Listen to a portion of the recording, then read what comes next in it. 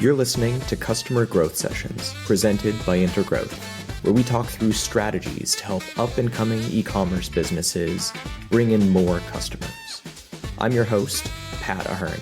Let's jump in. All right, listeners, welcome back to the latest episode of Customer Growth Sessions. Today, I'm thrilled to have on Amber Caro, the founder over at Marketbite. Amber, welcome to the show. Yeah, thank you. Thank you for having me. It's our pleasure. I know we've been trying to schedule this interview for a long time. Thanks for making the time today. Yeah, absolutely. Love being on. So before we jump in, we'd love to have you just talk a little about the brand and introduce us to the team. What is Marketbite? Thank you. Marketbite is an e-commerce marketing agency.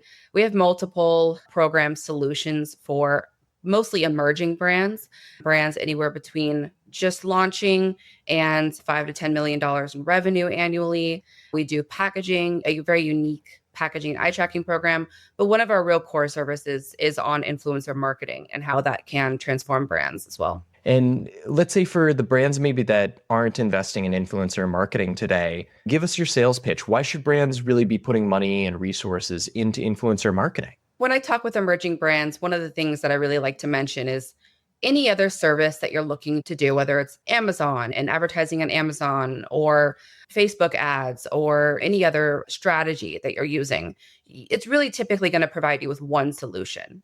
Whereas influencer marketing, it's a great solution to build community, it's a great solution to build content, and it's a great solution to build reach and sales eventually as well. So with that, for the e-commerce listeners, would you say it's influencer marketing is worth looking into for every brand? For me, like the counter example I think of is maybe some of the like quote unquote like boring industries, the industries that might be B2B, not necessarily as glamorous of industries. Do you see an opportunity for them with influencer marketing as well? You know, I absolutely do. I think for a long time, influencer marketing was really focused on those shiny, fun consumer brands, you know, the drink brands and the clothing brands. But I've seen a lot of cases where influencer marketing works quite well for automotive brands or things that are a little less shiny, a little less in your face as a really trendy product. But still, regardless of who your end, target consumer is, whether it's B2B, B2C, there's someone that has a reach that you can play into and partner with. Even on the B2B side, marketing agencies can work with LinkedIn influencers. So I think that there is significant opportunity there that's not being capitalized on. Interesting. Let's say for e-com, I won't make it too challenging with the B2B industries, but let's work with like a tangible example. Let's say I'm running an e-com like food-centric business. How would you recommend that I start out really going about trying to find some potential influencers that I could work with? It all comes down to strategy at the beginning. And I see this go wrong often when emerging brands are starting a program like this. It comes down to setting that strategy right at the beginning.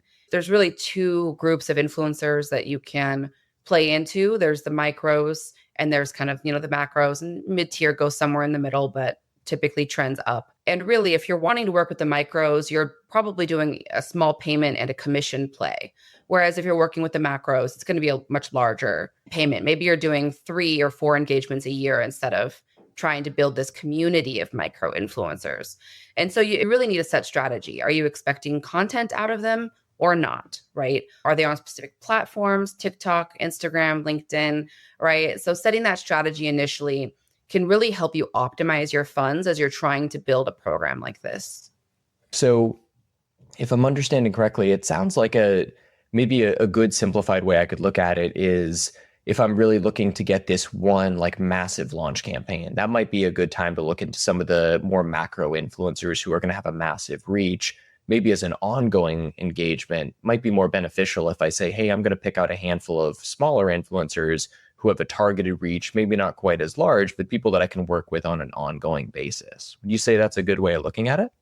Exactly. Absolutely. Again, it comes down to setting campaign goals when you're jumping into it. And I've seen many organizations, many brands, especially as you grow, that have different tiers and different programs of influencers. So maybe you have a one-off new flavor or new product launch where you do work with a macro. And maybe you're launching in New York City. So you work with a prominent influencer in that city that can do something locally even. So there's a lot of customization that's available when you work with influencers. even to the point where we've seen influencers brands work with their influencers as brand ambassadors. There's a lot of opportunity to pull those influencers into your brand and customize the way those programs work. That's so cool. The idea of thinking of, almost having those two different tiers of influencers that you may even be working with at the same time. So let's say I'm planning on kicking off an engagement, and my goal is I want to find a couple of micro influencers that I can work with. Mm-hmm. How would you recommend that I go about finding maybe 5 different smaller influencers that I might go about vetting, starting a conversation with, and seeing who's going to be the right fit for our team? There's 2 paths you can take there. There's some really great software out there that helps you find those influencers by keyword, by country, by gender, by content topic. And they can be wonderful. And they range anywhere from $100 a month to $1,000 a month. For emerging brands, sometimes that's a hurdle, right? That's something there's a big financial pressure to do that as you start the campaign.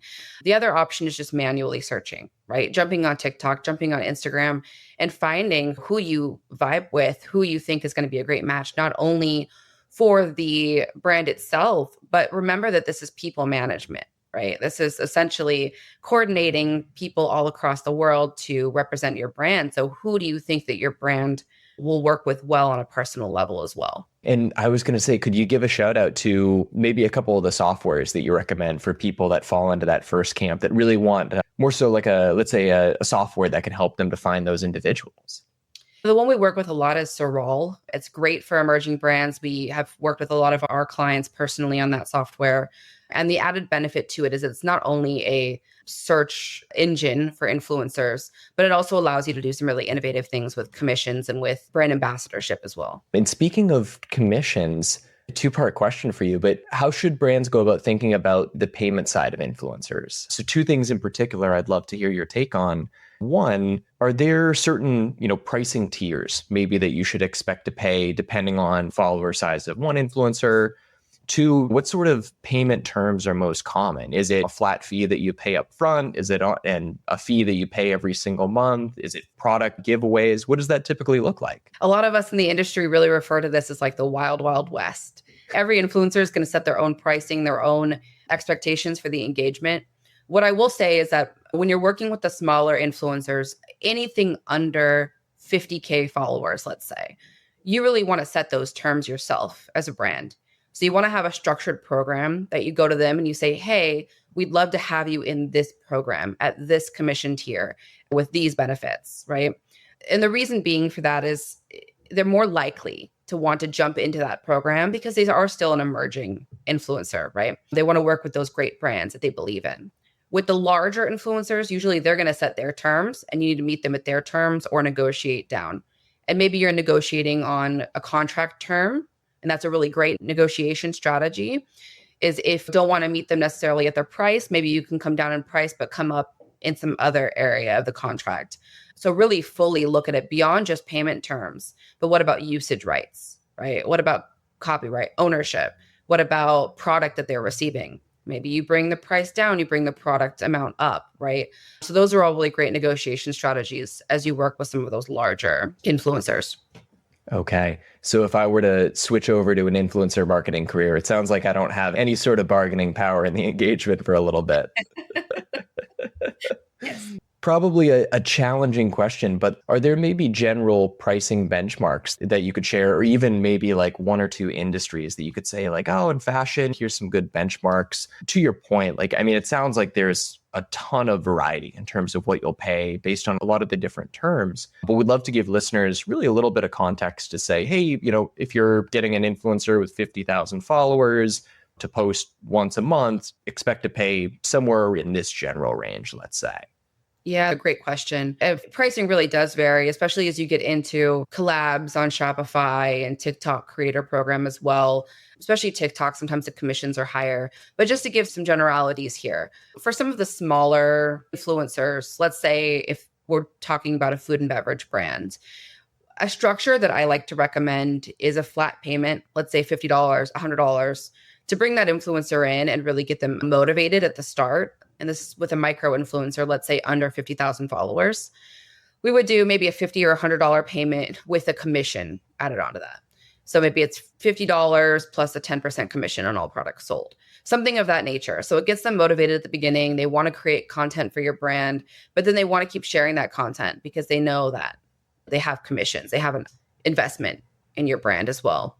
Now, for some of the larger influencers, let's say in food and beverage, just as an example, you can spend anywhere from $2,000 for a month engagement with a few posts to $50,000 for one post. So it really depends on the number of followers they have, their engagement level, as well as now the quality of their content, and the usage rights really plays into it. So you have to ask, are you using their content for advertising? Is it going up on a billboard, right? And that's where the pricing really starts to get more customized. Because you've mentioned usage rights, it's come up twice. So I take it that's becoming a really important thing in the industry now. I can imagine there have been a few horror stories of people maybe using TikTok videos, let's say, when they didn't have proper usage rights. So for the listeners, how do you typically recommend that they approach usage rights as a whole? Are there certain clauses they should look for when they're putting together those legal agreements? Would love to hear your thoughts there. Yeah, I recommend every brand speaking to a lawyer or having a really great contract in place when they start working with influencers. There are some great ones out there. You can Google and find some. But what it really comes down to is the most often time that I see brands getting burned is over usage. An influencer will figure out that you're using that content piece in a way that is not in the contract. And then they'll come back to the table with bargaining chip essentially and say, hey, we saw you using this content in a way it's not supposed to be used. Right. And then either A, they're going to demand some kind of legal action or taking it down, or B, they're going to demand, an increase in rates. They're going to demand additional compensation. So let's shift gears over to commission, because you brought up a great point just a minute ago when you said that, or what I think I heard is that one really good model is set maybe a smaller flat rate fee on a per post basis, but then give the influencer a set commission so that they're more incentivized to continue sharing that post over and over again. Are there industry norms in terms of what maybe you should expect to give away in commission? Whether it's for fashion, it's X%. For food and beverage, it's maybe Y%. Across the board, 10% is a really strong offer to most influencers, but I have also seen them go up to, let's say, 15%. 20%. And it really depends on the industry. Service-based industries can sometimes go a little higher, whereas those that are more in CPG, food and bev, they have smaller margins, right? So they can only accommodate a certain percentage. And it also depends on the discount code. Sometimes the brands are providing a discount code to the consumer for the influencer to share on their socials. And at that point, it really comes down to understanding your margins as a brand. Higher margins, the more competitive you can get with the influencers. And I'm glad you brought up the idea of discount codes. So my assumption is you see quite a bit of people setting up a Shopify discount code that's unique for every influencer, makes it more straightforward to track. Are there some other, call it commission structures that you see work really well for some of the brands that you work with? Yeah, I've seen tiered commissions, for example, where the first X dollar amount you sell in a month or your followers buy in a month from your link, your code gets you X amount of commission. And then it increases as you sell more, as your followers buy more and you're more involved with the brand. I've seen it also be length of involvement with the brand. So if you've continually posted for 12 months, your commission pops up, for example. It really comes down, in my opinion, for emerging brands to, do you have someone dedicated to running this program where you can get fancy and customized with the way you're doing these commissions and incentives? Or do you have a really great piece of software that could back you up and do those things automatically? So let's say with the software route, outside of doing things directly in Shopify, let's say with their discount codes, what other softwares would you recommend that listeners check out? Yeah, Sorol was what I mentioned earlier, and it does the discount codes automatically as well. So when you have an influencer that you find through that software, you can then just easily and seamlessly create those codes for them. There are others as well. There's Social Snowball. There's some more that are more legacy software as well. Social Snowball, I believe, does links where your influencers cannot share the discount codes and cause fraud, essentially, of commissions. So that can be useful. Probably the two that I see emerging brands using most. So let's say for maybe the brands that have already been doing influencer marketing. They already have some campaigns up and running. What are some of the most common mistakes that you see those brands making that maybe are costing them a few $1,000s a month, maybe even just a few $1,000s a year? If fraud is one of them, right? Making sure that when your influencers are provided with a code, that there's no excessive sharing of that code. If you see one influencer blasting off with a code, maybe try to figure out, are those legitimate sales? That's one element of it, just kind of keeping an eye on the fraud area. The other one I see is really not creating a comprehensive community for these influencers, especially as you're building it up and maybe you're growing it beyond 50, 100 influencers.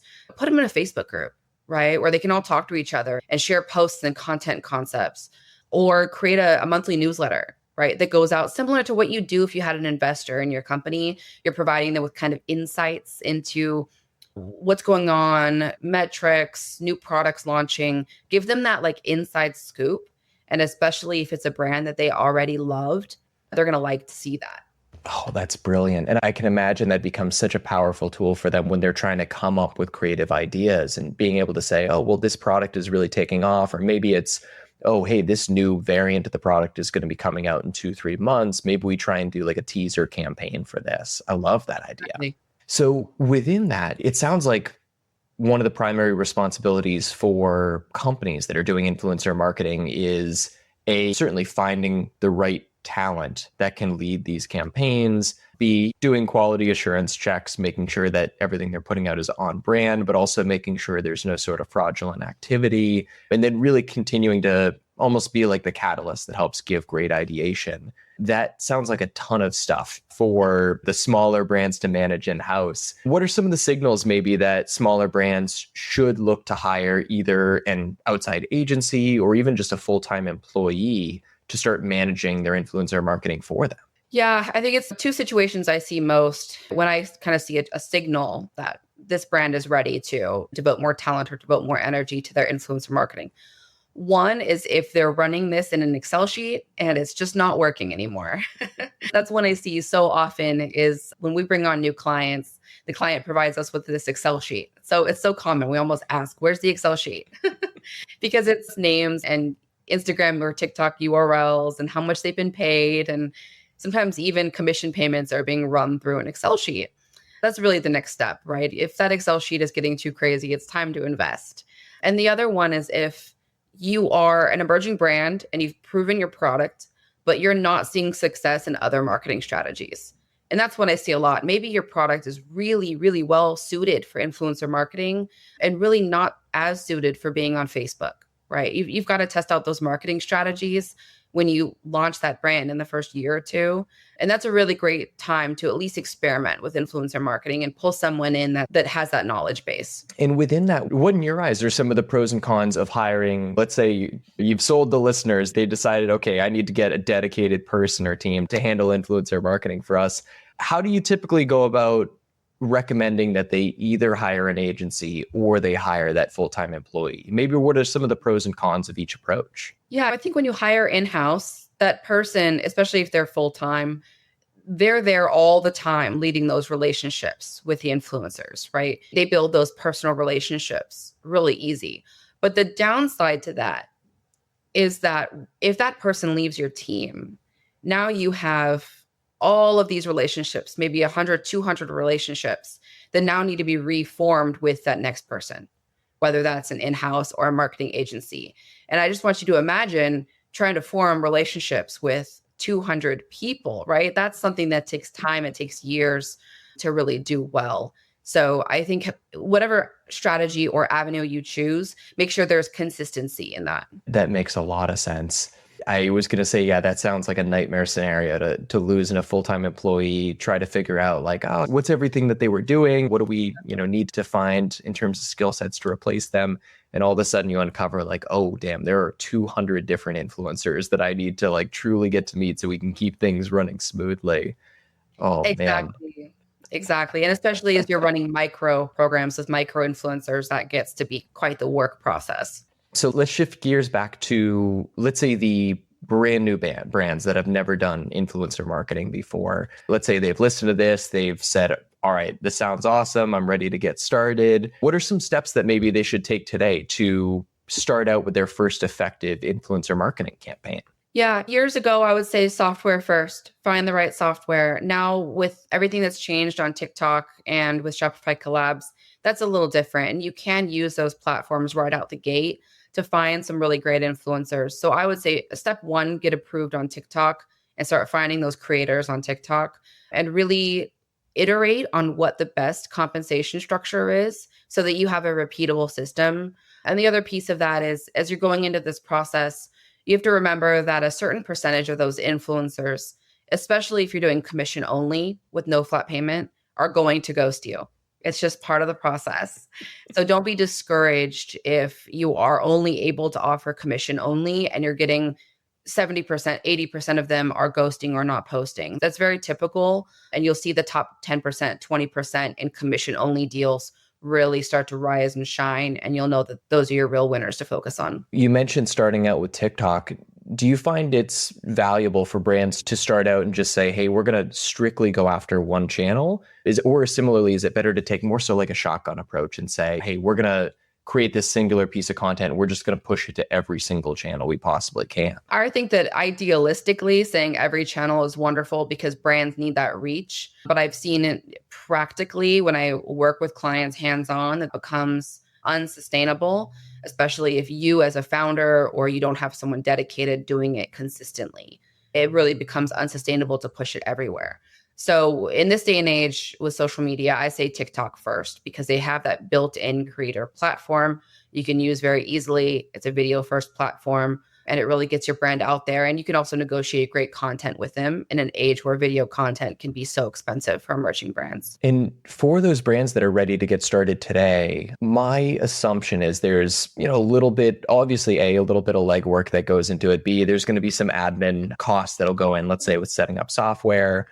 What would you recommend maybe in terms of a starting investment for the brands that want to start doing influencer marketing today before they might be able to start expecting to see some return for those efforts? Yeah, that's a wonderful question. And I really think it's something brands need to have their eyes wide open when they go into this. It can be a really great system, a really great marketing strategy when you systemize it correctly. I would say for the brands that are really brand new, you can get into this with zero cost, but you're going to have to do that legwork with commission only arrangements that are much harder to scale. Or I would start with, let's say, $2,000, right? And you do $50 per influencer, $100 per influencer, and you get 20 to 40 really great influencers.